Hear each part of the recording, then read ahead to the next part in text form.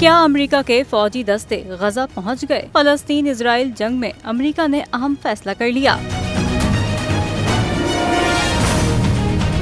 Media reports के मुताबिक अमरीकी नायब सदर कैमला हैरिस ने अमरीकी फौजी दस्तों की गजा या इजराइल रवानगी को खारिज अज इम्कान करार दे दिया। गैर मुल्की मीडिया को दिए गए इंटरव्यू में अमरीका की नायब सदर कैमला हैरिस ने वाज़ेह कर दिया कि खित्ते में बढ़ते तशद्दुद के इस माहौल में अमरीका का गजा या इजराइल में अपनी फौज भेजने का कोई इरादा नहीं। अमरीकी नायब सदर ने यकीन दिलाया कि कतई तौर पर अमरीका का ऐसा कोई इरादा नहीं और न ही इस हवाले से कोई मनसूबा बंदी ज़ेरे गौर है कि किसी खास मुद्दत के लिए इजराइल या गजा में अमरीकी फौजी दस्तों को उतारा जाए।